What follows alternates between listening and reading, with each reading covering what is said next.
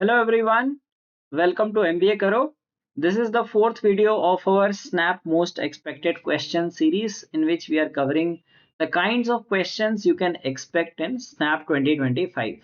If you are new to the channel, please don't forget to subscribe to the channel. This is the best channel you will find for all MBA entrance examinations. You name it and we have it. So we are also having one free daily targets on our WhatsApp community. So you can join our WhatsApp community. The link is given in the description of this video. So do join it and practice questions from there as well. And in case you are preparing for Snap and are looking for mock test which are at par with Snap, so we are offering 20 Snap mocks. ये तो क्योंकि snap एक speed based test होता है तो जितने आप मॉक्स दोगे उतनी आपकी प्रैक्टिस बनी रहती है 20 मॉक्स है हमारे और ये जो मिक्स पैटर्न रहा है पिछले 3-4 सालों का उस तरह से डिफिकल्टी लेवल किसी में कम ज़्यादा आपको मिल सकता है तो उस तरह वो mix bag of questions you will find in our mock test. So let's start. This is the first question. Syllogism का question है. Syllogism से एक आध question snap में आ सकता है. So it says statement say all husbands are sons and some sons are fathers. ठीक है? तो all husbands are sons and some sons are fathers. ये हमारा generic diagram हो गया. ठीक है? First conclusion कहता है some sons are husbands. Some sons are husbands. ये definitely true है. ठीक है? Sons husbands होंगे ही होंगे.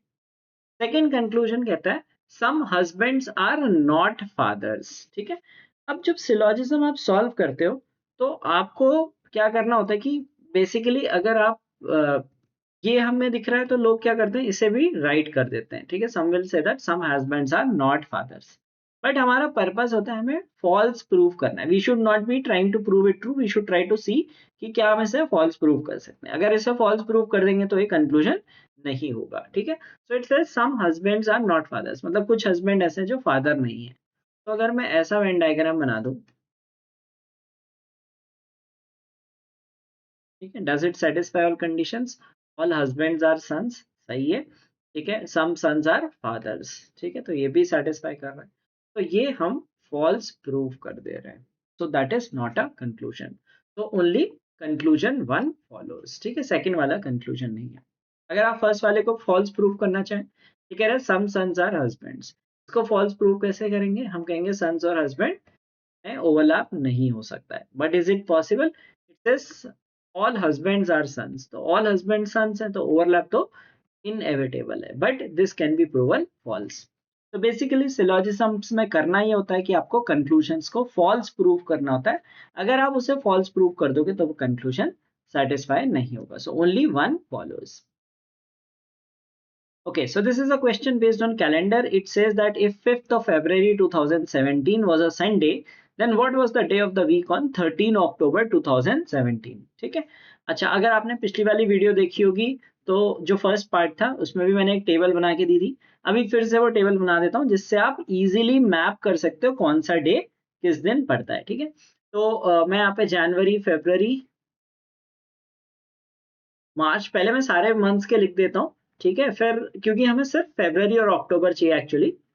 अप्रैल, मई, जून, जुलाई, अगस्त, सितंबर, अक्टूबर, नवंबर.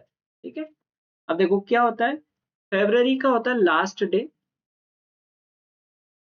ठीक है, जनवरी का होता है 3 और 4 in case of a leap year. अगर लीप ईयर है तो 4, नहीं तो 3. ठीक है, अब देखो जो इवन मंथ्स होते हैं, इवन मंथ्स कौन कौन से हैं? ये है, दिसंबर भी होता है. तो ये इवन मंथ्स है. इवन मंथ में सेम मंथ और डेट. लाइक जैसे अप्रैल 4th मंथ होता है तो 4/4. ठीक है, जून 6th होता है तो 6/6, 8/8, 10/10, 12/12. ठीक है, तो ये सारे आपके हो गए इवन मंथ्स. अब जो ऑड मंथ्स होते हैं उसमें ध्यान से सुनना. ठीक है, जनवरी का हमने लिखा है. मार्च, देखो मई और सितंबर का इजी टू रिमेंबर. देखो 4/4 का डिफरेंस लेना है. 4 का डिफरेंस कैसे लेना है? मार्च 3 होता है तो 7th ऑफ मार्च लेंगे. ठीक है, मार्च 3 होता है 7th ऑफ मार्च. ठीक है, देखो मई का होता है 9th ऑफ मई. ठीक है, ऐसे याद कर सकते हो 9 to 5, 9 to 5. तो सितंबर का उसका उल्टा हो जाएगा 5 to 9. ठीक है, सो 5/5 ऑफ सितंबर. ठीक है, जुलाई और नवंबर का एक साथ कनेक्शन होता है, बस ये आपको ये ध्यान रखना कि जुलाई नवंबर का एक साथ कनेक्शन है और मार्च का 7-3 है, ठीक है 7-3। जुलाई और अगस्त का क्या होता है 7, जुलाई और नवंबर का 11-7, 7-11, लाइक सॉरी 11-7 और 7-11, ठीक है, 4 का डिफरेंस है, 11th of July 7th of November, ठीक है। तो ये क्या होता है, इन्हें बोलते हैं डूम्सडे, एक कॉन्सेप्ट होता है डूम्सडे कॉन्सेप्ट, ठीक है। इसका मतलब है कि इन डेज में सेम डे होगा, इन सारे डेज में सेम डे होगा। आपको पूरी टेबल नहीं बनानी होती है, मैंने बस आपको ये बता दिया कि टेबल कैसे बनती है, बट आपको जो 2 मंथ दिए उन्हीं को चेक करना है, ठीक है। तो हमें क्या दिया है, एक फरवरी दिया है और एक अक्टूबर दिया है। तो हम क्या करेंगे, पहले हम लास्ट डे, अब एक और चीज देखनी है कि लास्ट डे कौन सा होगा। 2017 है, ठीक है? ये लीप ईयर नहीं है, नॉर्मल ईयर है। तो नॉर्मल ईयर में कौन सा डे लास्ट होता है, 28, ठीक है। सो बेसिकली पहले हम निकालेंगे 28 फेब, ठीक है। 5 को हमारा संडे, 5 को संडे, ठीक है। 7 ऐड करो, 12 को संडे होगा, 19 को संडे होगा, 26 को संडे होगा, ठीक है। तो 28 फेब को क्या होगा, ट्यूसडे हो जाएगा, ठीक।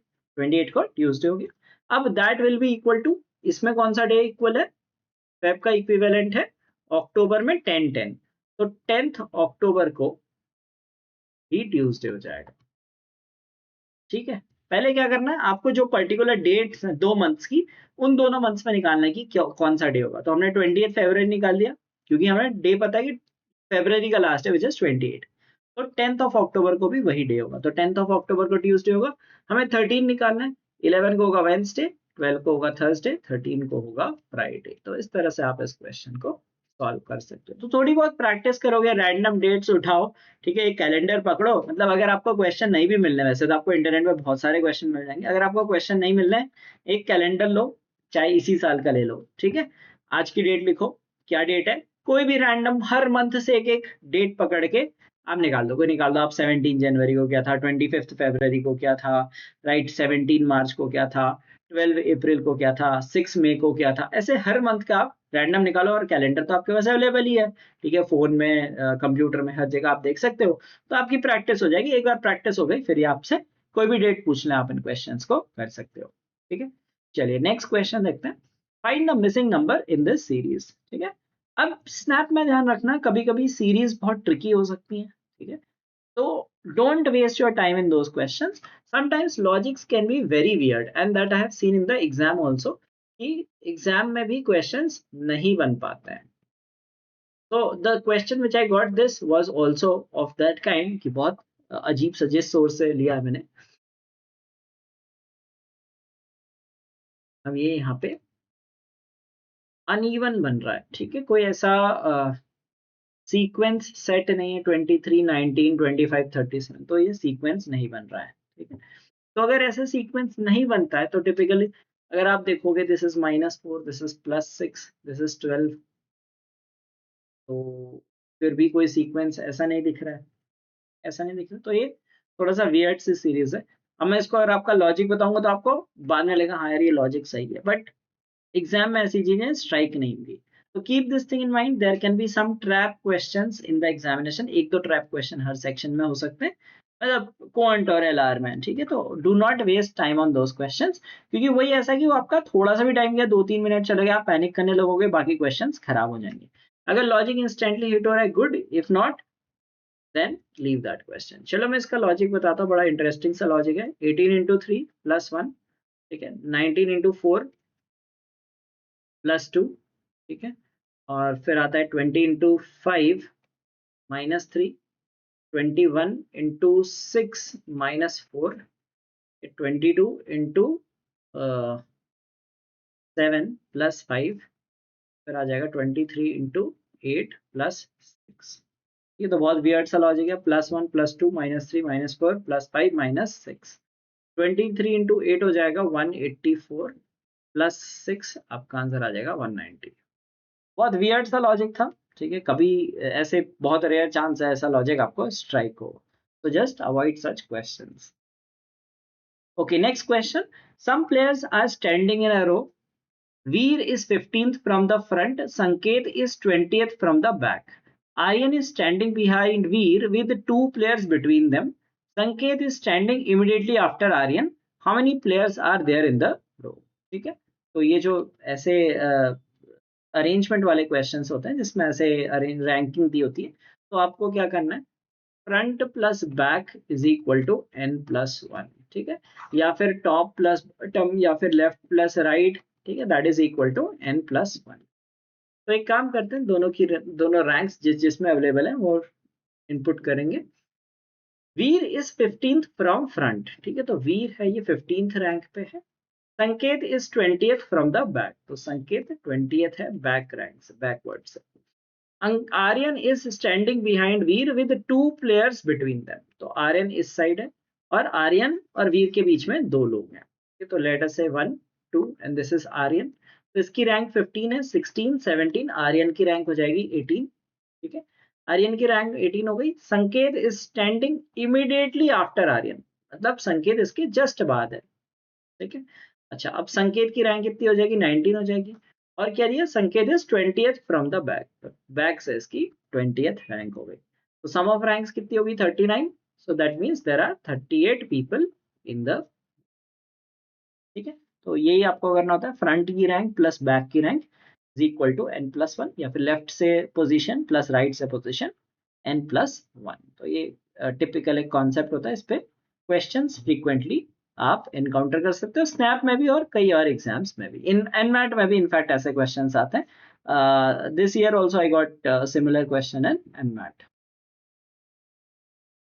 Okay, so here is a question on changing the operators. It says if the two signs multiplication and division are interchanged, which of the following equations will be correct? ठीक है, अब ऐसे क्वेश्चन में क्या होता है कि हम टिपिकली सॉल्व करने बैठ जाते हैं, राइट, ये हमारा नेचर है कि हम एक एक ऑप्शन देखते हैं क्योंकि हमें बताया होता है, पर हमें ऑप्शंस देखने के बजाय ये देखो, एक चीज समझो, इस क्वेश्चन को करने से पहले एक चीज ये समझो कि अगर हम जहां पे ऐड करते कोई भी इंटीजर्स को, ठीक है, मैंने 7 प्लस 5 किया 12 आया, कोई भी इंटीजर्स को ऐड करोगे तो हमेशा इंटीजर वैल्यू आएगी,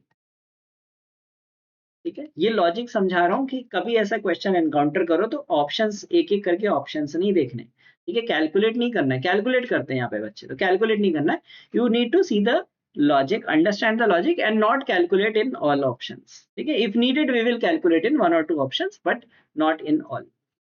When you add two integers, you will always get an integer. When you subtract two integers, then when you take the difference, then also you will get an integer value. ठीक है, let's say if you take 13 minus 5, right, that is 8. कोई बड़ा number भी लोगे negative आएगा पर integer value ही आएगी, ठीक है। When you multiply two numbers, you will always get an integer. Like if you do 3 into 9, you will get 27. It is not always an integer. But when you divide, ठीक है, it is not necessary that you will get an integer. Like for example, if you divide 14 by 2, you get 7. But when you divide, let us say 14 by 9, you will not get an integer value. Like you will get 1.55. ठीक है, not always. So there will be very few cases where you will get integers. ठीक है, तो ये वाला logic हमें याद रखना है, कभी भी ऐसे ऑपरेटर बेस्ड क्वेश्चन आए तो डिवीजन इज द की, अगर डिवीजन दिया, अगर नहीं दिया तो फिर तो शायद आपको कैलकुलेट करना पड़ सकता है, फिर उसमें भी कुछ एक आपको देखना पड़ेगा, मल्टीप्लिकेशन करके आंसर बड़ा हो सकता है, all those things. Now coming to this question, as I discuss that if the division gives you an integer value, because answer हमारे क्या है, सारे इंटीजर्स हैं, तो we will check.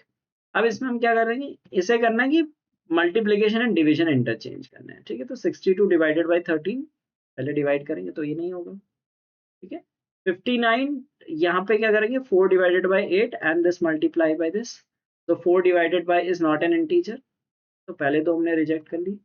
Then 12 divided by multiplied by 48 divided by 6, तो ये possibility है, ठीक है, 12 क्योंकि यहाँ पे एक इंटीजर वैल्यू हो रही है, ठीक है, तो हम क्या करेंगे, 48 डिवाइडेड बाई 6 इज 8, तो 12 इंटू 8 इज 11 इंटू, सॉरी यहाँ पे भी डिवाइड आएगा, फर्स्ट पे भी डिवाइड आएगा क्योंकि ये भी डिवाइड हो रहा है, तो 11 तो 12 से डिवाइड ही नहीं होता है, ठीक है, तो ये भी रिजेक्ट हो गया।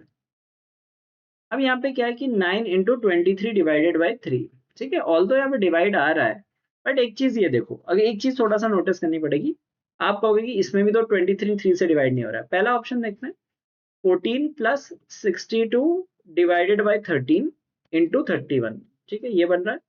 ठीक है, दूसरा वाला क्या बन रहा है, 59, ये प्लस वाला पार्ट छोड़ो, 59 इंटू 4 डिवाइडेड बाई 8, ठीक है, ये भी डेसिमल में नहीं आ रहा है। लेकिन अगर लास्ट वाला ऑप्शन देखोगे, 9 इंटू 23 डिवाइडेड बाई 3, तो ये तो आपको इंटीजर वैल्यू दे रहा है, राइट, 14 प्लस दिस, ये तो इंटीजर वैल्यू दे रहा है। व्हेन यू डिवाइड 23 बाई 3, वो इंटीजर नहीं है, बट आप 9 से मल्टीप्लाई भी कर रहे हो तो इंटीजर बन रहा है। So that is 23 into 3 is 69 plus 14, that is 83. Answer आ गया हमारा 83। तो ये आपको ध्यान देना है। वैसे सेकंड वाला भी हम चेक कर, थर्ड ऑप्शन भी चेक कर सकते हैं, because it is giving 11 by 12 into 48 divided by 6, ठीक है, तो 48 से ये तो हो जाएगा, पर डिवाइड कंप्लीटली नहीं होता। Okay, so that is our answer. So हर एक ऑप्शन को पूरा पूरा कैलकुलेट नहीं करना है, थोड़ा ऑब्जर्व करना है। यहाँ पे फिर भी ऐसा था कि स्ट्रेट फॉरवर्ड नहीं बन रहा था, लाइक 23 बाई 3 में फिर भी आपको देखना पड़ा था, बट कोई ऐसे केस भी हो सकते हैं इसमें स्ट्रेट फॉरवर्ड आपको इंटीजर दिख रहा हो, तो that is going to be your answer. अगर सपोज पर कैलकुलेशन फिर भी देखना, अगर मल्टीपल ऑप्शंस में ऐसा बन रहा है, so you will have to check. But what I mean to say is sometimes it is easy to reject options, it is an elimination technique. Elimination technique का मतलब ये नहीं कि आपने एक ऑप्शन एलिमिनेट कर दिया तो बाकी में से कोई भी आंसर हो सकता है। आपको अगर आपने सारे ऑप्शन एलिमिनेट कर दिए तो एक आंसर बचता है, ठीक है, तो कभी कभी इन क्वेश्चंस में ये लॉजिक आपको हेल्प करता है for solving the questions fast. Okay, let's see the next question. It says a company decided to conduct online training sessions for all employees. First assumption is online training is as effective as offline training. ठीक है, देखो हम कह रहे हैं कि online training करानी है, बट उसका मतलब ये नहीं है कि it can be as effective as offline training, ठीक है, that is not something beyond the scope. कोई हम अज्यूम नहीं कर सकते कि दोनों इफेक्टिवनेस की बात ही नहीं हो रही है, ठीक है। Second assumption says employees have access to devices and internet required for online training। assumption वाले क्वेश्चन में क्या होता है कि देखो, अगर हम कोई भी एक्टिविटी कर रहे हैं तो हम ये अज्यूम करके चलते हैं कि वो एक्टिविटी सक्सेसफुल होगी and we have the necessary requirements. Let us say I host a birthday party and invite my friends, ठीक है, suppose I invite 10 people, तो my assumption will be some people will arrive, not all, ठीक है, all extreme हो जाएगा, पर मेरा assumption है कि मैंने 10 लोगों को बुलाया, कोई तो आ जाएगा, ठीक है। तो सिमिलरली गवर्नमेंट ने कोई स्कीम निकाली, ठीक है, गवर्नमेंट ने अवेयरनेस प्रोग्राम निकाला है। अब गवर्नमेंट क्या अज्यूम करेगी, अवेयरनेस प्रोग्राम है, कुछ लोग अवेयर हो जाएंगे, सब नहीं होंगे पर कुछ तो अवेयर होंगे, ठीक है।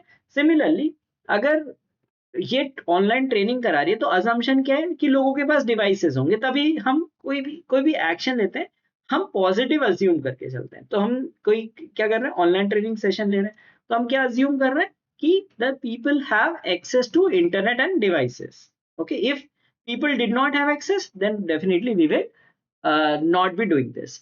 But at the same time extreme case भी नहीं है, ऐसा भी नहीं है कि all employees will have access, हो सकता है कुछ एक एम्प्लॉइज जिनके पास एक्सेस ना भी हो। तो in general employees will have access, all कर देंगे तो एक्सट्रीम बन सकता है, ठीक है। तो that is what you need to pay attention to. तो of course this is an assumption, so assumption 2 is implicit, 1 is not implicit because it is not talking about the effectiveness of the program। Pointing to a photograph of a girl, Akansha, ठीक है, the girl's name is Akansha, Rajiv said her daughter's father's wife's mother is my wife's daughter's mother's mother-in-law। Okay, so why don't they say directly, right? Let's see that how it goes। So her daughter's father's wife's mother, ठीक है, पहले ये part निकाल लेते हैं।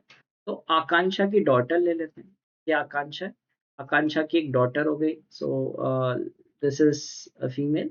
Daughters father, तो daughter's father कौन हो गया, आकांक्षा का हस्बैंड हो गया, ठीक है, मेल लाइक हस्बैंड हो गया। फादर्स वाइफ, तो फादर्स की वाइफ कौन हो गई, आकांक्षा खुद हो गई, वाइफ्स मदर, तो आकांक्षा की मदर हो गई। तो दिस पर्सन इज आकांक्षा's मदर।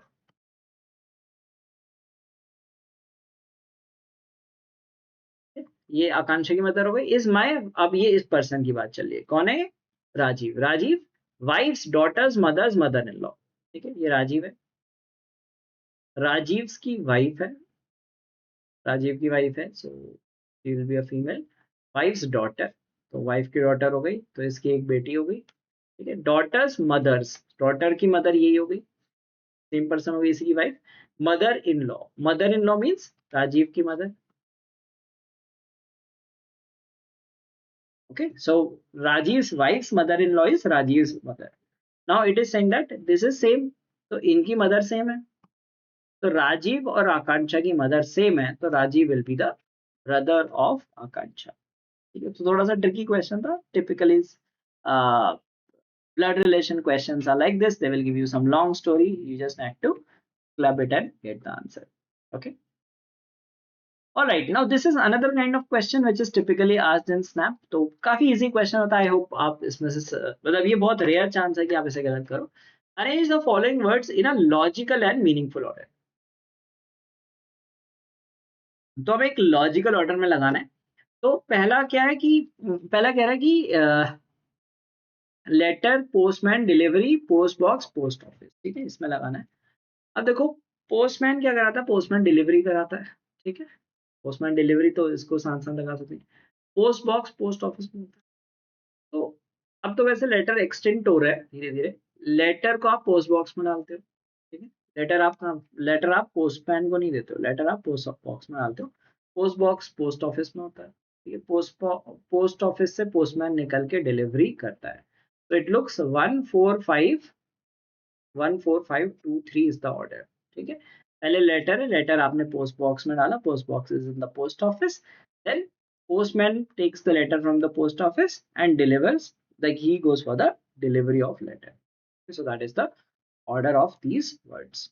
तो ये लॉजिकल ऑर्डर वाले क्वेश्चंस आते हैं स्नैप में कभी कभी। If you are preparing for NBAT and SNAP and are looking for a structured preparation, you can choose to enroll in our course so that you cover all the topics which are needed for these examinations. Okay. और चलो आगे बढ़ते हैं next question पे। There are three boxes, exactly one of which has a ball. On each box there is a statement, exactly one of which is true. So ये truth lie वाले questions snap में frequently आते हैं। एक दो question last से तो दो question भी देखने को मिले थे। तो तीन बॉक्स है, इनमें से एक में बॉल है और सब में एक स्टेटमेंट लिखा है और एक ही स्टेटमेंट ट्रू है तीन में से। ठीक है, box 1 says the ball is in this box, box 2 says the ball is not in this box, box 3 says the ball is not in box 1, which box has the ball? ठीक है, अच्छा इसके दो तरीके होते हैं। एक होता है कि आप मान के चलो कि बॉक्स 1 में बॉल है, बॉक्स 2 में बॉल है, बॉक्स 3 में बॉल है। ठीक है, वो तरीका भी देख लेते हैं, और जो दूसरा तरीका है कॉन्ट्राडिक्टरी स्टेटमेंट, दोनों देख लेते हैं। अगर कॉन्ट्राडिक्टरी स्टेटमेंट मिल जाता है तो बहुत इजी हो जाता है, नहीं तो आप अजम्पशन से करते हो। तो पहले कॉन्ट्राडिक्टरी वाला देखते हैं, which is easier to execute. ठीक है, कॉन्ट्राडिक्टरी स्टेटमेंट दिख रहे हैं कुछ। देखो, बॉक्स 1 में लिखा है ball is not in this box, मतलब ये कह रहा है 1 में नहीं है, और ये कह रहा है 1 में है, तो ये कॉन्ट्राडिक्टरी होगा। ठीक है, एक दूसरे को कॉन्ट्राडिक्ट कर रहा है ना। तो अगर कॉन्ट्राडिक्टरी स्टेटमेंट होते हैं, इसमें से एक ट्रू होता है और एक फॉल्स होता है। ठीक है, तो ये समझ लो कि अगर कॉन्ट्राडिक्टरी स्टेटमेंट है तो एक ट्रू होगा एक फॉल्स होगा, ये गारंटीड है। ठीक है, अच्छा हमें क्या कंडीशन दी है?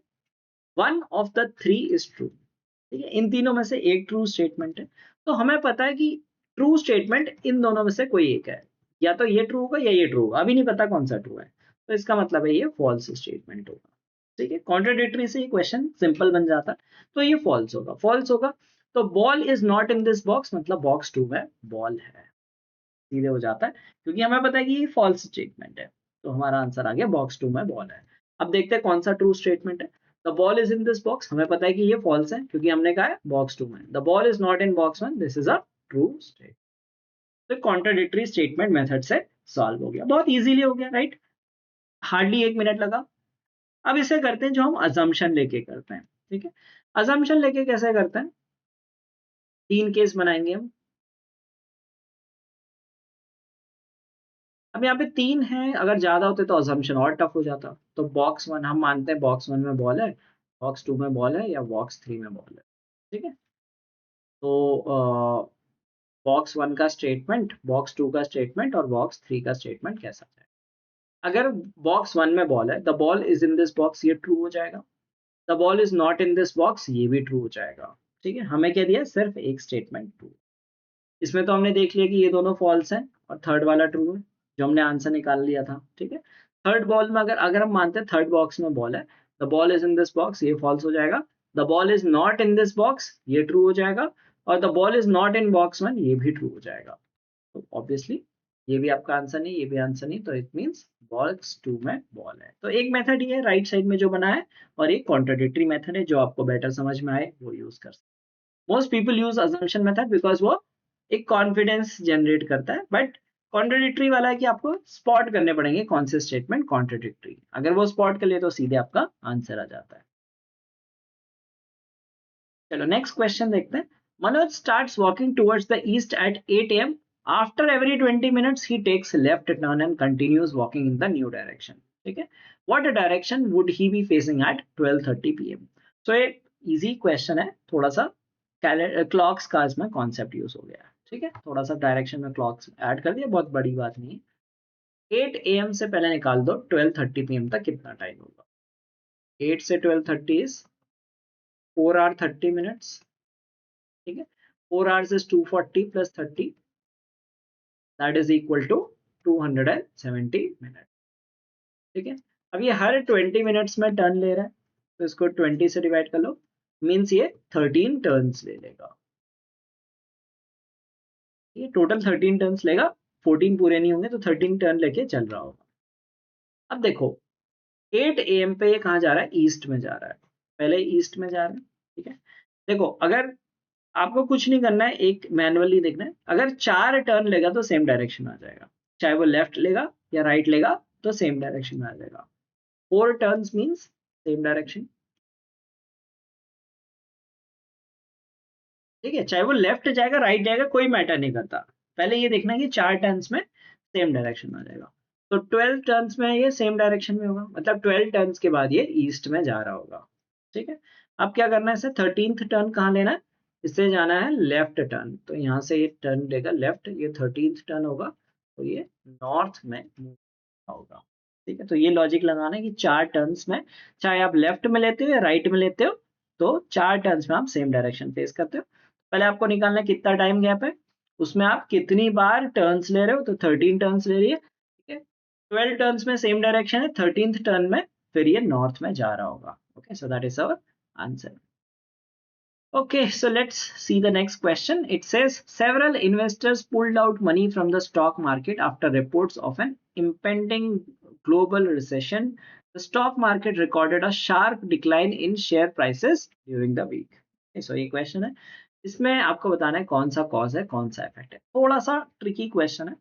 इसमें लोग क्या करते हैं, इसमें करते हैं the stock market recorded a sharp decline, थोड़ा सा इसमें थोड़ा सा नॉलेज भी चाहिए, ठीक है। और ये दिया है कि several investors pulled out money. देखो क्या होता है कि पहले वाले स्टेटमेंट को अगर आप देखो, उसमें कह रहा है कि investors pulled out money after reports of an impending global recession. तो इनको एक रिपोर्ट मिलेगी ग्लोबल रिसेशन आने वाला है, तो उनने मनी निकाल दिया, राइट। स्टॉक मार्केट में डिक्लाइन आ गया, क्रैश हो गया। अब देखो स्टॉक मार्केट, लोग इसको उल्टा लेते हैं, उल्टा कैसे लेंगे, वो सोचेंगे कि स्टॉक मार्केट क्रैश हो गया इसलिए लोगों ने पैसा निकाला, बट लोगों के पैसा निकालने का क्या, they had the news that there will be a recession. When people pull out money from the stock market it crashes, ठीक है। Whenever there is fear, stock market is like if people are, let us say like it's a, you can call it a loop effect, loop we can say like interconnected thing. People pull out money, stock market crashes, more people fear, they start pulling out money, that's what happens, right, typically. So people pulled out money because of the report, okay.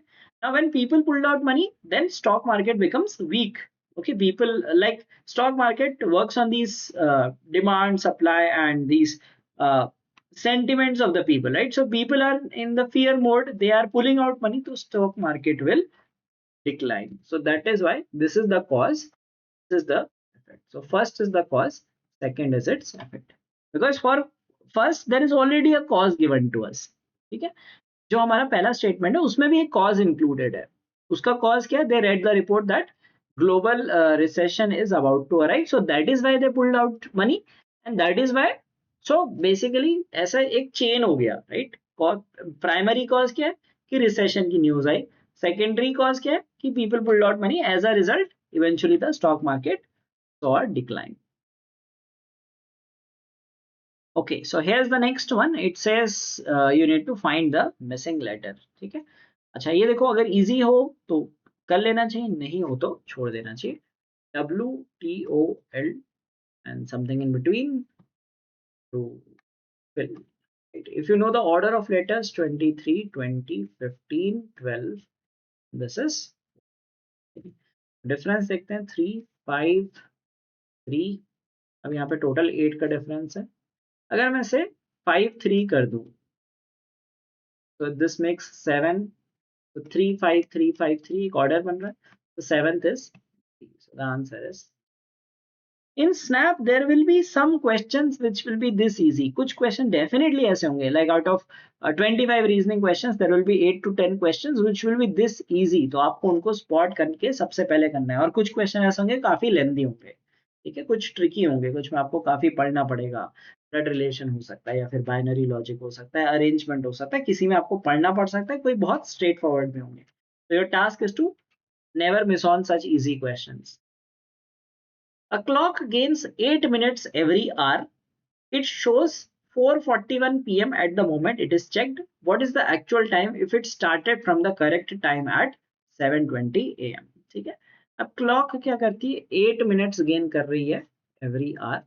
It shows 4:41 p.m. और start कब हुई थी, 7:20 p.m. पे. तो जो clock है वो 4:41 दिखा रही है, एक्चुअल टाइम 4:41 नहीं है. अब इसे दो तरीके से देखते हैं. ठीक है. एक तरीका यह है कि आप एक एस्टिमेट मान के चल दो. ठीक है, एक एस्टिमेट मान लो. एक होता है कि जो डायरेक्ट रेशियो से, अगर रेशियो में भी वही चीज करनी है, एक एस्टिमेट वाला तरीका ले लेते हैं कि कैसे हम कर सकते हैं. 720 है. पहले तो आपको डेफिनेटली 720 से 441 तक का डिफरेंस निकालना है, कितना होगा. तो इट इज 4:41 PM. सो यहाँ पे आप 16:41 लिख सकते हो. Basically 9 hours and 21 minutes. ठीक है. एक एक जो एस्टिमेट वाला तरीका है वो कैसे करना है ये देखते हैं. तो अगर हम 9 hours 21 minutes ले रहे हैं, तो सपोज जो टाइम है क्योंकि यहाँ 3 PM के आसपास का समय दिख रहा है हमें, अगर हम टाइम कहते हैं 8 hours बीतेगा. ठीक है, अगर टाइम 8 hours बीतेगा तो एक्चुअल टाइम कितना हो जाएगा, एक्चुअल टाइम हो जाएगा आपका 15:20, यानी कि 3:20 एक्चुअल टाइम होगा. और जो क्लॉक का टाइम होगा, ये एक रफ, मतलब ये जो है कि बिना फॉर्मूले के करना है. ये बिना फॉर्मूले के हो रहा है, अभी फॉर्मूले से भी कर लेंगे इसे. ठीक है, बिना फॉर्मूले के कर रहा है कि आप स्ट्रेट फॉरवर्ड कैसे hit, not, I would not say it hit and trial. Actually हम कर वही चीज रहे हैं, but without applying direct gap वाला, जो एक एस्टिमेट टाइम लेके चलते हैं. क्लॉक कितना शो करेगी, देखो 8 मिनट्स एवरी आवर हो रही है, तो 8 hours में ये 64 मिनट्स आगे हो जाएगी. तो 64 ऐड कर दो, मीन्स 1 hour 4 minute ऐड कर दो, तो ये 424 शो करेगी. ठीक है, 424 शो करेगी. तो बेसिकली अगर 320 हो रहा है तो 424 शो करेगी, बट इट इज शोइंग 441. ठीक है, तो देखो 320 से तो ज्यादा हो रहा होगा, तो we can eliminate these two options. 320 से ज्यादा हो रहा होगा. अगर आप कह रहे हो कि 330 हो रहा है, ठीक है, तो 10 मिनट्स में कितना इंक्रीज होगा इसका, 10 मिनट्स में ये देखो, अगर हम इसे 330 करते हैं, यहाँ पे कितना बनाना है, 441. 17 का गैप तो नहीं होगा ना, 10 मिनट्स में 17 का 7 मिनट्स तो नहीं इंक्रीज हो जाएगा. This is wrong. ठीक है, अगर आप देखो इसको 335 लेते हो तो 15 मिनट्स में 17 इंक्रीज होगा. हाँ, 15 मिनट्स में 2 मिनट इंक्रीज हो सकते हैं ना. इन 1 hour it is increasing, in 1 hour it is increasing how much, 8 minutes. तो 15 मिनट्स में 2 मिनट्स इंक्रीज होगा. तो ये था एक हमने एस्टिमेट लेके कर लिया. ठीक है, एस्टिमेट लेके करा, हमने गेस मारा क्योंकि हमें ऑप्शंस दिए थे, और हमने एस्टिमेट माना 8 hours स्पेंड हो गए क्योंकि हमें ऑप्शंस 3 के आसपास दिए थे. एक तरीका ये होता है. दूसरा तरीका जो एक्चुअल है, जो सीधे फॉर्मूला लगा के हो जाएगा. ठीक है, देखो जो एक्चुअल है और ये फॉल्टी क्लॉक है. एक्चुअल क्लॉक में कितना मिनट्स हो रहा है, 60 मिनट्स हो रहा है, तो 40 में 68 हो रहा है, gains 8 minutes per hour, means 8 minute ज्यादा लग रहे हैं, 68 मिनट्स हो रहा है। इनका रेशियो कितना है, 15:17। ठीक है, 15:17 है।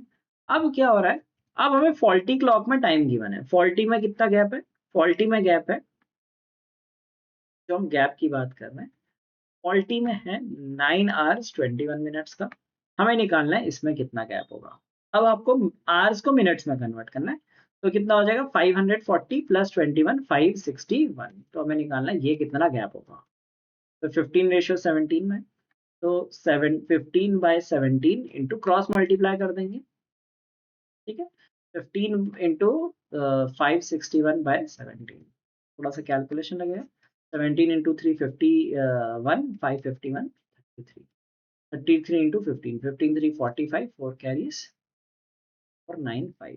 ठीक है, 495 को 60 से डिवाइड कर लो, 60 इंटू 8 इज 480, 8 आवर 15 मिनट। तो 8 आवर्स और 15 मिनट्स। अब क्या है कि एक्चुअल में 8 आवर 15 मिनट्स ऐड होंगे, 8 hours and 15 minutes, 7 plus 8 is 15, 15, 15 is 3 p.m. So 3:15, 3, and this is sorry 35, 3:35 p.m. तो ये है फॉर्मूले से करने का तरीका, दूसरा था एस्टिमेशन वाला। Choice is yours, whichever you want to use. ठीक है, देखो इसमें भी पहले जो दूसरा में है उससे डायरेक्ट आप निकाल सकते हो, just the thing is calculation हो सकता है। एस्टिमेशन से क्या है कि बेसिकली हमने दो ऑप्शन सीधे रिजेक्ट कर लिए थे, क्योंकि हमने एक 8 आवर्स ले लिया था, टाइम हमें 3 PM के आसपास दिया, तो हम एस्टिमेट मान के चले 8 आवर्स में कितना आगे निकल जाएगी, and that's how we solve it. तो दो अप्रोच है, जो आपको बेटर लगे वो यूज करो एग्जाम में। Okay, now this is arrangement question. अब देखो एग्जाम में ये ध्यान रखना कि ऐसे कुछ एक लेंथी क्वेश्चंस भी आएंगे, उनको इनिशियली स्किप कर देना, क्योंकि कुछ क्वेश्चंस बहुत इजी भी आएंगे। जैसे हमने प्रीवियस क्वेश्चन देखा था, उससे पहले वाला, ठीक है, सीरीज वाला था, काफी इजी था, तो वो करो, इनको बाद में अटेम्प्ट करो। तो it says there are 7 doctors A B C D E F, A B C D T F G. ठीक है, ई की जगह इसको आप तारक को ई भी लिख सकते हो, क्योंकि हमारा ब्रेन ऐसे प्रोसेस करता है ना, A B C D E, with different specializations sitting in a straight line facing the north but not necessarily in the same order। ठीक है, अच्छा, स्पेशलाइजेशन खाली ऐसे नाम को लिखा है, पर यहाँ पे कुछ भी स्पेशलाइजेशन किसी की नहीं दी है। All right, it says there is only one doctor between Fernanda and Chandan. Tarak is sitting between Ankit and Dinkar. There are only two doctors between Tarak and George. Fernanda is sitting on the immediate left of Ankit, who is sitting in the middle of the row। ठीक है, तो हम start कहाँ से करते हैं, देखो statement आप पढ़ लो, स्टार्ट हम करेंगे Ankit is middle of the row. तो 7 लोग हैं, 1 2 3 4 5 6 7, तो Ankit is in the middle of the row. अब वो वाला स्टेटमेंट यूज करेंगे जिसमें अंकित मेंशन्ड हो। ठीक है, तो ये वाला स्टेटमेंट यूज करते हैं, Tarak is between Ankit and Dinkar. ठीक है, अंकित एंड दिनकर। अब देखो अंकित एंड दिनकर, यहाँ पे भी हो सकता है दिनकर, यहाँ पे भी हो सकता है, तो हम दो केस लेके चलेंगे। ठीक है, अंकित एंड दिनकर ये ले लिया हमने। तो फिर उसके बाद है Tarak is between Ankit and Dinkar, तो तारक यहाँ पे आ जाएगा, और you can write T only. Then we are given that there are only two doctors between Tarak and George. तो तारक और जॉर्ज के बीच में दो डॉक्टर्स होने चाहिए। तो 1 2 this will be George। Okay, 1 2 this will be George। तो तारक और जॉर्ज भी फिट हो गए। अब क्या बचा है, फर्नांडा इज सिटिंग, अच्छा सॉरी, ये हम यहीं पे रिजेक्ट कर सकते थे, क्योंकि यहाँ पे लिखा Fernanda is sitting to the immediate left of Ankit. पहला हमें यहीं से बाय मिस्टेक, चलो फिर से स्टार्ट करते हैं। रॉन्ग एक्सप्लेनेशन है, 1 2 3 4 5 6 7। तो Ankit is in the middle, क्योंकि ये हमने पूरा एग्जीक्यूट नहीं किया, अंकित इज मिडल और फर्नांडा इज इमीडिएट लेफ्ट, तो यहाँ पे फर्नांडा पुट कर देते हैं। ठीक है, अब अंकित और फर्नांडा से हम स्टार्ट कर सकते हैं। देखो then it says Tarak is between Ankit and Dinkar, so Ankit Dinkar बीच में हो गया तारक, और there is one doctor between Fernanda and Chandan, तो Fernanda and Chandan there is one doctor. ठीक है, अब क्या बचता है हमारे पास, there are only two doctors between Tarak and George, तो तारक और जॉर्ज के बीच में दो डॉक्टर्स हैं, तो 1 2 this is George, and then one doctor is left, that is D, A B C D E. तो that is the answer, so the answer is 1। ठीक है, so that's how we solve it। अब जैसे जो arrangement है, difficult नहीं था, easy था, but it takes time to read. So better attempt questions which have lesser reading time because it will give you confidence. और अगर उनको छोड़ना भी आसान रहता है, मतलब आपको तुरंत दिख के पता चल जाता है, जैसे सीरीज है, अगर नहीं दिख रहा है, समझ में नहीं आ रहा लॉजिक, आप इंस्टेंट छोड़ सकते हो. बट इन क्वेश्चंस में क्या होता है कि you do not know that whether it is easy और not, you generally perceive them to be difficult. चलिए नेक्स्ट क्वेश्चन देखते हैं. Select the number that will replace the question mark. और यहाँ पे नंबर्स हैं, तो how do are you going to fill it. अब देखो कुछ लोग क्या कर रहे होते हैं, यहाँ पे ऐसे मल्टीप्लाई करके देखते हैं, 4 × 16 64 -1. बट यहाँ पे 8 × 48 ज्यादा बड़ा नंबर है, सो that is not making any sense. Vertically भी देख लेते हैं. 4 + 7 इज 11. ठीक है, 11 -3 हो रहा है, हो जाएगा 51 -3. Okay, so that is working. 51 -3. Let's see, this should be 290. इन दोनों का सम होना चाहिए 290. ठीक है, 290 -63, that is equal to 227. But option में नहीं है. कभी कभी क्या होता है, लॉजिक एक से ज्यादा हो सकते हैं. लॉजिक हो गया ना, 4 + 7 इज 11 -3 इज 8. इन दोनों का सम होता है 51 -3 इज 48. बट ये फिट नहीं हो रहा है, ये लॉजिक फिट नहीं हो रहा है. कभी कभी मल्टीपल लॉजिक्स भी हो सकते हैं. ऑप्शन ही नहीं. आप कैसे करें ऐसे. अब एक काम करते हैं, इसे करते हैं हॉरिजॉन्टली. ये है 4 × 4. ठीक है, अब आप क्या करो कि इसे भी देख लो, ×5 है, ×6 है, तो एक एक से इंक्रीज हो रहा है, इजंट इट. 4 × 4 और 7 × 5 8 × 6. अब दूसरी चीज देखो, यहाँ पे अगर आप नोटिस करोगे, ठीक है, इसको नोटिस करो, लाइक दिस इज ×4 -1. 16 × 4 इज 64 -1. 48 × 6 -1. 48 × 6 होता है 288. ठीक है, तो इसका मतलब यहाँ पे होना चाहिए 35 × 5 -1. 35 × 5 होगा 175 -1. 174 will be the answer. Okay, so now these kind of questions, sometimes they hit directly, sometimes it takes time to understand the logic. ठीक है, तो अगर instantly logic समझ में आ गया, good, otherwise avoid such questions. Now this looks to be an easy one. Let's see. H18 J22 P34R and then last. ठीक है, अच्छा H पहले नंबर देख लेते हैं. 4 से इंक्रीज हुआ है, फिर 12 से इंक्रीज हो गया. देखो इनका जो रिलेशन है वो इन दोनों में होगा. अब दूसरी चीज देखते हैं, H होता है 8, J होता है 10, तो टोटल करके 18 आ गया.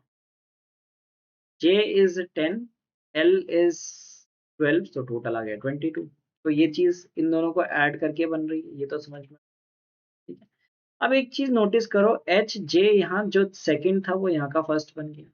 सिमिलरली यहाँ पे पी आर है, तो आर और एस टी ले लो, ये सेम हो रहेगा. और ये तो 18 and 20, this is 38. R 38, T will be the answer. Easy peasy. Typically जो ऐसे अल्फाबेट सीरीज ऐसे होंगे कोडिंग वोडिंग वाले, वो जनरली इजी रहता है. Okay, I hope you are enjoying this series, so please don't forget to like this video and recommend this series to people who are preparing for Snap. चाहे आप कोई भी प्लेटफॉर्म है, जैसे कई बार बच्चे कोई पूछते हैं कि स्नैप की प्रिपरेशन कहाँ से करें, चाहे वो रेडिट में पूछ रहे हैं या व्हाट्सएप में पूछ रहे हैं, कहीं भी पूछ रहे हैं, आप ऐसे रिकमेंड कर सकते हो. तो इस सीरीज में हम उस तरह के क्वेश्चंस डिस्कस कर रहे हैं जो स्नैप में आ रहे हैं, along with the trips and ticks की, मतलब कौन कौन से क्वेश्चन छोड़े जा सकते हैं, कौन से अटेम्प्ट करने चाहिए. ठीक है, और मल्टीपल अप्रोचेस, जैसे हमने क्लॉक वाला क्वेश्चन देखा, तो ये हर तरह के क्वेश्चंस आपको रिवाइज कराएगी. सो you will definitely benefit from this series in your exam.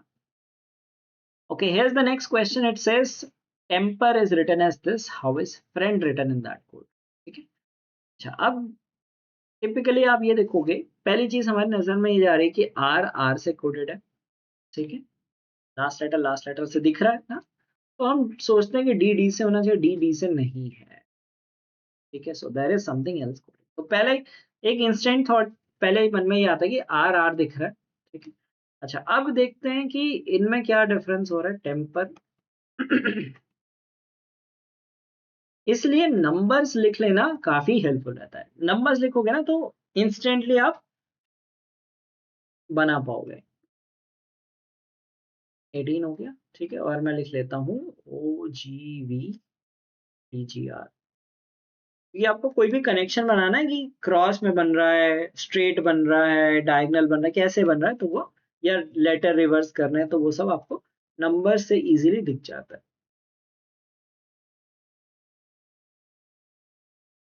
Okay. अच्छा, अगर आप ये नोटिस करोगे इन तीनों को, ठीक है, TEM को इनने उल्टा करा और दो दो ऐड कर दिए, तो ऐड होगा 2, इसमें भी 2 ऐड हो गया, इसमें भी 2 ऐड हो गया। सिमिलरली इन तीनों को देखो। तो बेसिकली क्या करना है कि आपको 3 लेटर्स लेने हैं, उन्हें रिवर्स करना है, 3 लेटर्स लेने, रिवर्स करना है, दो दो ऐड कर देना। तो फ्रेंड है, FRIEND, इसको ऐसे रिवर्स कर लो, इसे ऐसे रिवर्स कर लो, IRFENE। अब आपको सारे करने की जरूरत नहीं है, कुछ कुछ लेटर्स लेके करते हैं, ठीक है। अब यहाँ पे क्या होता है, लोग करते हैं, अरे लॉजिक समझ में आ गया, चलो सारे एक एक लेटर करते हैं, नहीं वो नहीं करना। ये समझ में आ गया, ये आपको लिखना भी नहीं है, ये तो समझाने के लिए लिखा है। अगर आपको ऐसे मेंटली अगर आप देख के समझ जा रहे हो, दैट्स गुड, ठीक है। अगर आपको दिख के समझ में आ रहा है हाँ यार ये लॉजिक है, तो ऐसे करो, मतलब ये बनाना नहीं है, जितना आप रफ वर्क रिड्यूस करोगे। देखो लोग आपको क्वेश्चंस कराते हैं, सॉल्व कराते हैं, ठीक है, that's good, but they do not tell कि आपको रफ वर्क इतना नहीं करना है। देखो सारा गेम है कि रफ वर्क का दिमाग सबका चल रहा होता है, काफी लोगों का चल रहा होता है, मतलब सबका भी नहीं कह सकते, बट हाँ अच्छे खासे लोगों का चल रहा होता है। बट एक जो टेक्निक होती है ना, तो मैं ये, because I have the experience of writing this examination, क्योंकि आप क्वेश्चन कर रहे हो तो नेचुरल है कि हमें पेन चलाना सिखाते हैं, ठीक है, पेन नहीं चलानी है। पेन जितनी कम चलाओगे उतनी जल्दी क्वेश्चन सॉल्व करोगे, पेन की जगह माउस चलाना है आपको, ठीक है। तो आपको ये देखना है कि देखो यहाँ पे तो मुझे समझाना था इसलिए मैंने पूरा लिखा, बट अगर मैं इसी क्वेश्चन को एग्जाम में कर रहा हूँ तो मैं कोशिश करूंगा कि हाँ, मतलब मैंने अगर चलो एक बार कोड लिख दिया, ठीक है, सपोज मुझे कोड नहीं पता थे, मैंने कोड लिखे यहाँ पे, और एक बार जैसे ही लॉजिक फिगर आउट हो गया, मैंने ये सब क्रॉस वर्स नहीं बनाने, मैंने बस ऑप्शंस देखने। तो आई मुझे पता है कि इधर आ जाएगा, आई सबसे इधर आ जाएगा, तो इसमें मुझे दो ऐड करना है, के से स्टार्ट होगा। तो पहले दो ऑप्शंस मैंने रिमूव कर दी, फर्स्ट एंड थर्ड रिमूव कर दी, ठीक है। अब मुझे क्या देखना है कि देखो के टी एच दोनों में, तो ये सारे देखने नहीं है, FPG है, GOG है, ठीक है। अब देखो GOG नहीं आएगा क्योंकि दो लेटर सेम वैसे ही नहीं है, ये अलग अलग लेटर्स हैं, so I can remove this also and get this answer. ऐसे ही देख लो, END आएगा, D आएगा, D+2 कितना हो जाएगा, DEF, ये वाला हमारा आंसर होगा, ठीक है। So try to reduce the rough work, you will benefit from. Okay, now this is a puzzle. It says that there are 9 identical looking balls, but exactly one ball is heavier than the rest. You have a two-pan balance scale that can show three outcomes: left heavier, right heavier, or balance. What is the minimum number of weighings needed to guarantee finding the heavy ball? ठीक है। अच्छा, snap में अब recently तो कम हो गया है, पर पहले से बहुत ऐसा ट्रेंड था, like I think last to last year तक ऐसा रहा था, लास्ट ईयर नहीं देखा, उससे पहले भी शायद मैंने नहीं देखा, जिसमें पजल्स पूछते थे, ऐसे लॉजिकल रीजनिंग की पजल्स होती हैं, आप इसको interview puzzles, common interview puzzles.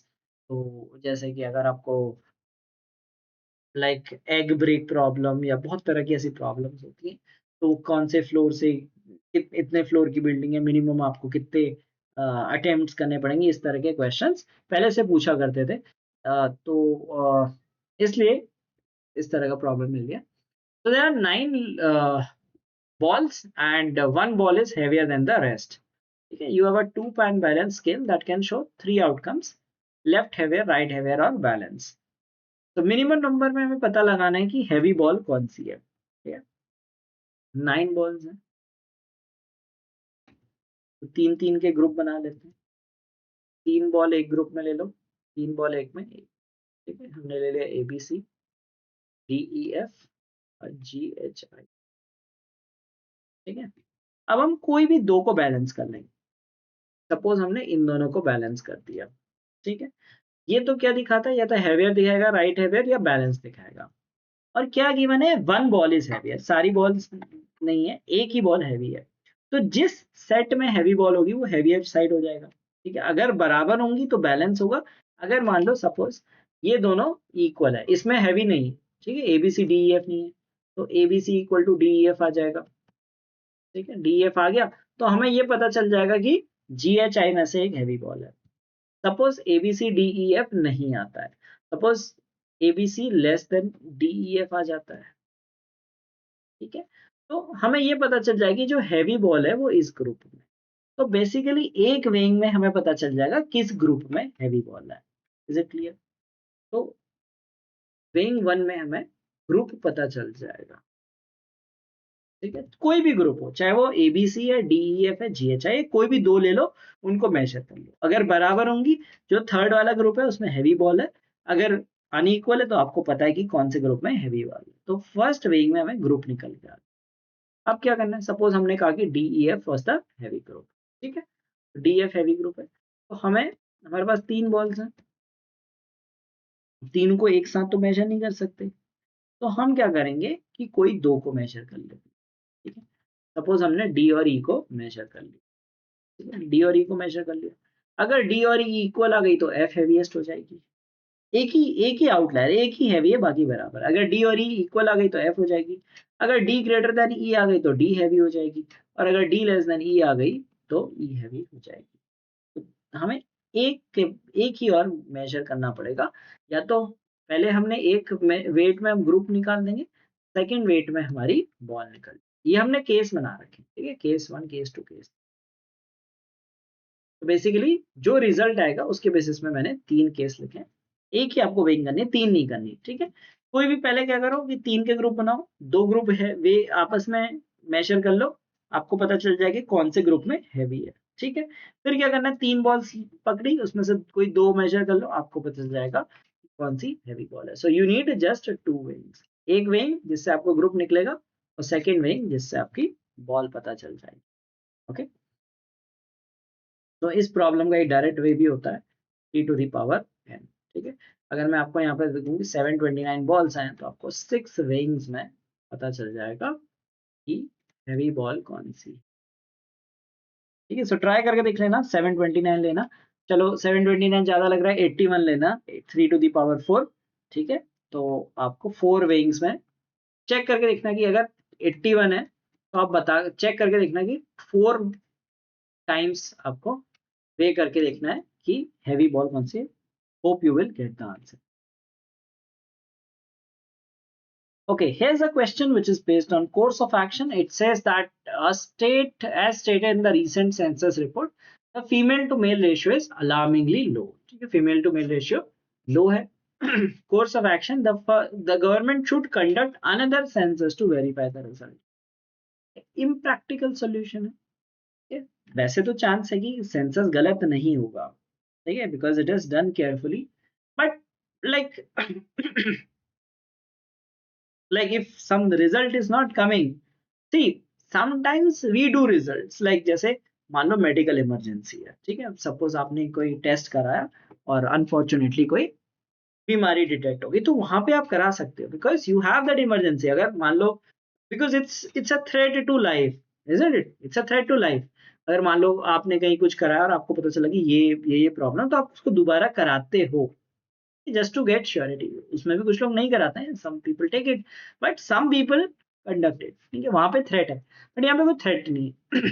Second thing, it is a waste of effort, census कराना is a very waste of effort, like you have to engage, you have to count the entire population, ठीक है, और काफी आपको time लगता है, efforts लगते हैं, मैन पावर लगती है, तो this is not a practical thing. पहले तो आपको ट्रस्ट करना चाहिए, अगर मान लो मिस्टेक भी है तो भी आप नहीं कराओगे। Second thing, the government should issue orders to all departments to encourage people to improve the ratio। ये थोड़ा सा आपको लगेगा, कई लोग इसमें कहेंगे कि ये ठीक लग रहा है, but it's a vague thing, encourage people to improve the ratio, ठीक है। डिपार्टमेंट्स को ऑर्डर दे रहे हैं, डिपार्टमेंट से कह रहे हैं कि encourage people. Third says awareness campaigns promoting the value of the girl child should be launched across the country। Awareness campaign फैला रहे हैं, उससे कुछ तो फायदा होता है, जैसे बेटी बढ़ाओ, बेटी पढ़ाओ बेटी बचाओ आंदोलन, इस तरह के अवेयरनेस कैंपेन्स आते हैं। या कभी किसी और भी चीज से रिलेटेड, स्मोकिंग से रिलेटेड आता है, कोई भी अवेयरनेस कैंपेन्स आता है that are still effective, right. तो that is a direct thing that the government is doing. तो जो सेकंड कोर्स ऑफ एक्शन है उसमें गवर्नमेंट कुछ नहीं कर रही, वो डिपार्टमेंट को ऑर्डर दे रही है कि लाइक एनकरेज पीपल, राइट। कोई ऐसे उतना सॉलिड नहीं है कोर्स ऑफ एक्शन, तो ओनली 3 फॉलोअर्स, ओके। और ऑप्शन में भी नहीं है। Sometimes the questions might be this tricky, मतलब होता है, कई लोग इसमें डिफर करेंगे, कुछ कहेंगे नहीं नहीं नहीं सेकंड भी सही है। कुछ कुछ ऐसे क्वेश्चंस एग्जाम में भी आपको मिल सकते हैं जिसमें हमेशा डिबेट बना रहता है ये। बट अगर बहुत स्ट्रॉन्ग कोर्स ऑफ एक्शन का तो थर्ड ही काफी स्ट्रॉन्ग है। Second is a weak course of action, ठीक है। फर्स्ट तो इम्प्रैक्टिकल है, should be ruled out. 6 boys P, Q, R, S, T, and Z sit in 2 rows of 3 boys each. If T is not at any end of the rows, okay, S is second to the left of Z, R is the neighbor of T and sitting diagonally opposite to S, and Q is the neighbor of Z, then who will sit opposite to Q? तो 6 boys हैं, 6 boys बैठे हैं, ठीक है। और ये कोई नहीं दिया कि फ्रंट में कौन बैठा है बैक में बैठा है, तो कोई भी ले लेते हैं। T is not at any of the rows, तो T को बीच में बिठा देते हैं। S is second to the left of Z, ठीक है। S is second to the left of Z। अब S is second to the left of Z मतलब S और Z ऐसे हो सकते हैं, second to the left यही होगा। R is the neighbor of T, अगर हम S Z यहाँ बिठा देंगे तो R नहीं आ पाएगा, so that means S and Z are in this row।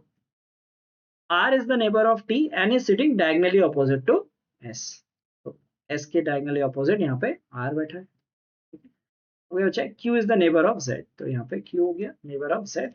Who will sit opposite to Q? So opposite to Q we have T। तो एक क्वेश्चन अरेंजमेंट का ये भी था जो इजी था, और एक जो 7 डॉक्टर्स वाला था वो थोड़ा सा लेंदी था। वो डिफिकल्ट नहीं था बट लेंदी था, उसमें नाम लंबे थे, ठीक है। और सेकेंडली 7 पीपल थे, इसमें 6 पीपल थे, ठीक है। So arrangement questions will typically not be difficult, but it could be lengthy ones.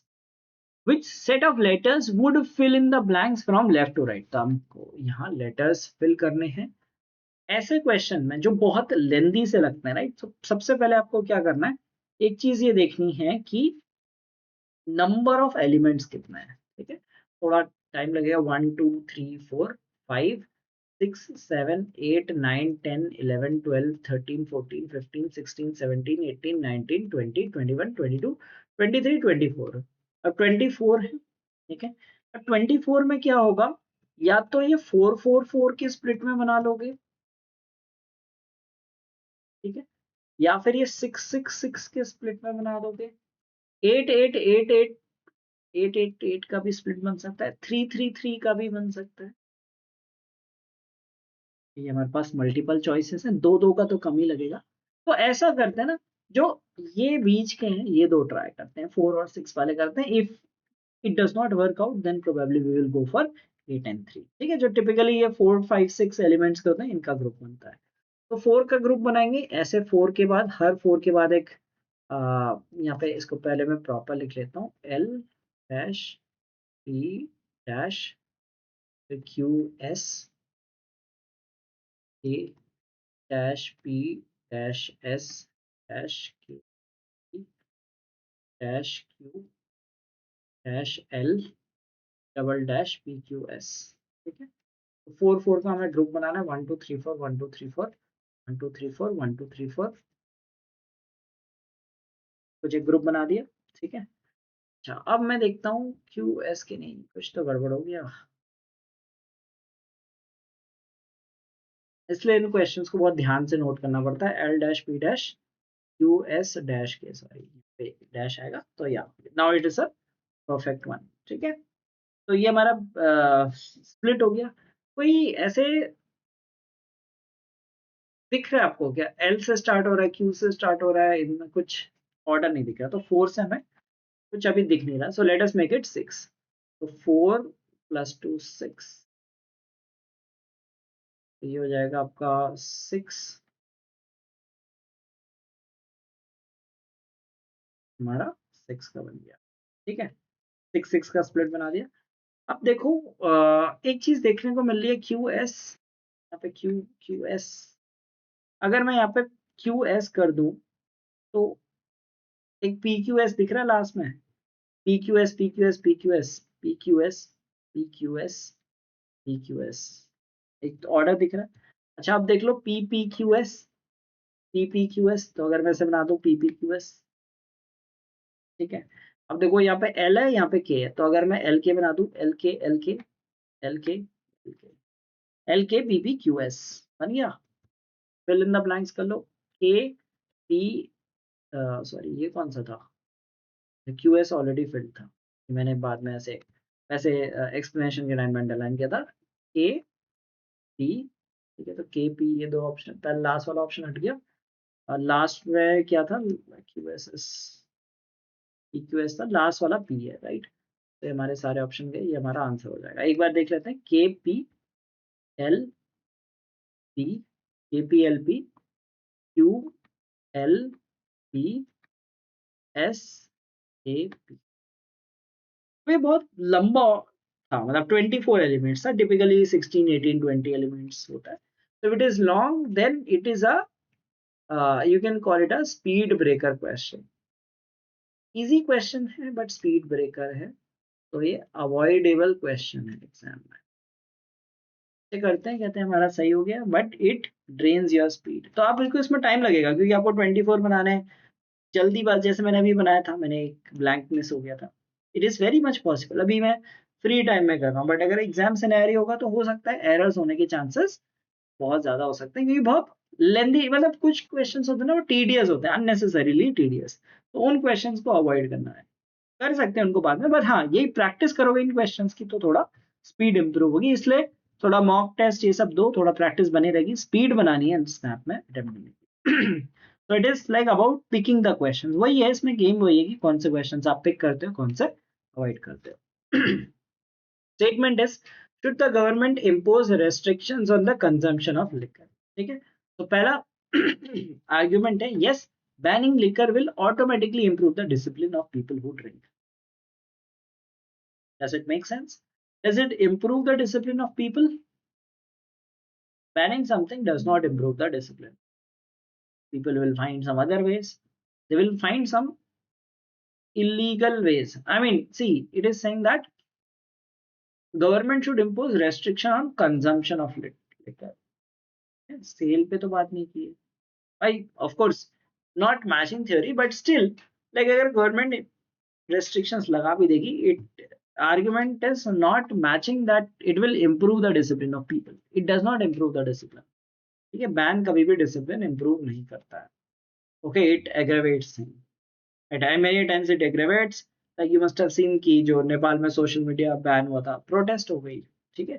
तो प्रोटेस्ट नहीं भी होगी, there will be certain things like people might start using illegal ways, okay, and might increase something else, like for example if there are certain dry states, people do illegal uh, consumption, like for example let's say Gujarat is a dry state, right, they come to neighboring states, will take from there, right, people will indulge in illegal activities, right, so it does not mean that it will improve the discipline, ठीक है। तो ये वेग है improve the discipline, यहाँ पे ये होता है कि कंजम्पशन लो हो जाएगा, मतलब थोड़ा सा जो लोग होंगे, there are some people who will fear, might avoid it, but ये improve the discipline रॉन्ग चीज है, तो ये आर्ग्यूमेंट वैलिड नहीं है। Second says the government gets the maximum tax from the liquor sales. देखो restriction liquor sales, that is a different viewpoint, right? See, like the argument is about not about sales economic point of view. It is based on basically consumption of liquor for the general good of the public, ठीक है। तो sales, yes, tax मिलता है government liquor cell से, but the view point is different, it is from the ethical view point that people should not consume alcohol, so that is also not strong, so neither of them is strong. How many such pairs of digits are there in the number 5214798, each of which has as many digits between them in the number as when they are arranged in ascending order, ठीक है। पहले इनको ascending order में करना पड़ेगा। 1 2 4 5 1 2 4 5 7 8 9। ठीक है, तो ये कह रहा है कि as many digits between them, तो हमें पेयर्स निकालना है। ये था ओरिजिनल हमारा 5 2 1 4 7 9 8। ये कह रहा है कि see how many such pairs, हमें पेयर्स निकालना है, each of which has as many digits between them। ठीक है, between them in the number as when they are arranged in the increasing order। Basically जो पहले था, after before and after, the number of digits between them should be the same. ठीक है, तो जैसे 1 और 2 लेते हैं, 1 और 2 में कोई बीच में नंबर नहीं था, तो 1 और 2 एक पेयर हो गया। ठीक है, 1 2 इज अ पेयर। देखो 1 और 4 के बीच में गैप आ गया। ठीक है, there was 1 gap of 1, there was no gap. 1 और 5 के बीच में 2 थे। ठीक है, तो 1 और 5 नहीं होगा। 1 7, 1 7 देखो क्लियरली दिख रहा है, 1 7 यहाँ पे, 1 यहाँ पे, 7 यहाँ पे। ठीक है, 1 7 इज नॉट देयर, 1 and 7 यहाँ पे बगल बगल में। 1 8, 1 8 देखो गैप कितना, 1 2 3 4, 1 2 3, 1 8 भी नहीं है। 1 9, 1 9 क्लोजर हो गया, तो वो क्लोजर थे, फार अपार्ट हो गया। This was before, this is after. ठीक है, 1 9 भी नहीं। अब देखते हैं 1 से हमने चेक कर लिया, 2 4 नॉट एडजेसेंट, 2 5 एडजेसेंट, यहाँ पे गैप है। 2 7 देखो, 2 7 two numbers in between, 2 7 is a pair. 2 7 एक पेयर हो गया। अब नेक्स्ट देखते हैं 2 8, 1 2 3, 1 2 3। फिर उसके बाद हो गया 2 9, यहाँ पे ज्यादा गैप है, यहाँ पे कम गैप है। फिर नेक्स्ट करते 4 4 5 adjacent, 4 7 one number in between not matching, 4 8 1 2 numbers, 2 numbers, 4 8 is one pair. अब ऐसी सिचुएशन में देखो यहाँ पे 3 ऑप्शन दिया है, तो we should mark this as the answer. ठीक है, फिर भी देख लेते हैं। 4 8 हो गया, फिर 4 9 3 numbers in between, 1 number in between. Then we have 5 7, 5 7 adjacent, not adjacent, 5 8 one number in between, too far, 5 9 too far here, so only 3 such pairs, 1 2 2 7 and 4 8। so a counting based था, doable in the exam। which of the following does not belong to the group, तो एक आध ऐसे बहुत सीधे सीधे question भी आते हैं, odd one out। which of the following does not belong to the group, cumin, groundnut, clove, pepper। तो आपको पता होना चाहिए ये सारे स्पाइसेस हैं। this does not belong to the group, easy peasy। which element is exactly 12th element from the extreme left and the 6th element from the extreme right in the arrangement below। ठीक है, 12th element from the extreme left और 6th element from the extreme right के बीचों बीच कौन सा आ रहा है। तो बोरिंग गेम है। ठीक है, इसको आप इसको सॉल्व करने का तरीका बताता हूँ, क्योंकि मैं तो यहाँ पे कर रहा हूँ। यूज योर पेन, ठीक है, to count in the screen. लिखना कभी मत, हमेशा इसे पेन से करना है। ऐसे टच कर दो, उसकी स्क्रीन पे निशान पड़ते हैं, डज नॉट मैटर। ठीक है, so like use your pen to touch the screen and then make this 1 2 3 4 like this you need to count। ठीक है, because मैं जब करूंगा तो आपको यहाँ पे दिखेगा, आपको ये नहीं दिखेगा कि मैं स्क्रीन पे टच कर रहा हूँ, because I use a tablet। so 12th element from the left, 1 2 3 4 5 6 7 8 9 10 11 12, तो ये हो गया। ठीक है, 6th element from the right, 1 2 3 4 5 6, तो इनके बीच में बीचों बीच निकालना। ठीक है, अब how to find the exact centre element, ये भी बताता हूँ। अब मान लो आपने ये कर लिया, फिर आप इसे लाइक ऐसे काउंट कर लो। एक तो तरीका होता है मैनुअल काउंट करो, 1 2 3 4 नंबर ऑफ एलिमेंट्स। दूसरा तरीका बताता हूँ, यहाँ से टी कट करो, यहाँ से एक्स कट करो, एच कट करो, आई कट करो, पी कट करो, एफ कट करो, एल कट करो, दिस @ के dollar answer is none of these. और एक जो मैंने पहले भी वीडियो में बताया था, स्नैप में usually none of these answer होता है। ठीक है, keep this thing in mind कि अगर आपका आंसर नन ऑफ दीस आ रहा है तो don't get nervous, there are answers which are none of these. Anyway, this was a question which is avoidable in the examination, क्योंकि time लगता है ऐसे क्वेश्चंस करने में अननेसेसरी, और तो try to attempt better questions. तो आज की क्लास में हमने काफी ऐसे क्वेश्चंस लिए जो बहुत लेंदी एंड बोरिंग क्वेश्चंस होते हैं। सो choose wisely which questions you need to attempt. Okay, so if you are preparing for Snap and are looking for daily targets, we have a WhatsApp community जिसका link description में दिया है, जिसमें हम daily 20 questions देते हैं. तो एक तरह से आपका डेली डेली प्रैक्टिस होती है snap level questions across the 3 sections, quant, verbal and your reasoning. So please do join this community to make the best use of it, and wherein you can discuss the questions also. So please check it out. And if you're preparing for Snap and are looking for mock test, most relevant mocks for Snap, you can check our mocks. We have 20 full length mocks and it has mixed difficulty level. कुछ Snap के level के बराबर हैं, कुछ उससे difficult भी हो सकते हैं. Yeah, so that you are prepared for different kinds of questions for the exam. And अगर आपको मल्टीपल एग्जाम्स की प्रिपरेशन करनी है और अगर आप उन सब के मॉक्स लेना चाहते हैं तो you can check our mock bundle. It covers mocks for all examinations, so that will benefit you. तो आपको कई बच्चे होते हैं बहुत सारे एग्जाम्स दे रहे होते हैं, बहुत सारे लोग होते हैं, एनमैट, स्नैप, जैट, आने वाले सी मैट, ये सब. तो ये सारे आपको मॉक्स इसमें मिल जाएंगे, so you can check that out. Okay, so here are a couple of questions for you to answer in the comments of this video. इन दोनों को questions को solve करो और comment में बताओ कि ये इनके answers क्या हैं, और मुझे भी बताना कि आपको video कैसा लगा. So we will continue this series. We will cover 300 questions in this series. So 12 videos आएंगे, 25 questions each. That will prepare you well for Snap. तो आपको एक feel आएगा कि हाँ Snap में इस तरह के question आते हैं. जब भी आप एग्जाम देने बैठोगे तो आपको लगेगा हाँ इस तरह के क्वेश्चन हमने सीखे थे. और सिर्फ क्वेश्चन करना सीखना नहीं है, आपको ये भी सीखना पड़ेगा जो हम अपने वीडियोस में बताते हैं, कौन से क्वेश्चन अटेम्प्ट करने होते हैं, कौन से क्वेश्चन स्किप करने होते हैं. आज हमने कई सारे ऐसे क्वेश्चन देखे जिन्हें आप स्किप कर सकते हो क्योंकि वो बहुत बोरिंग और लेंथी क्वेश्चंस होते हैं. ऑन द फ्लिप साइड कुछ ऐसे सीरीज या कुछ होते हैं तो इजीली स्पॉट हो जाते हैं, तो उन्हें तुरंत अटेम्प्ट कर लेना चाहिए. But snap is all about time game, how you manage those 60 minutes, how fast you can solve those questions and pick the right set of questions so that you can maximize your score. So thank you all for watching this video. Have a great day ahead. Goodbye.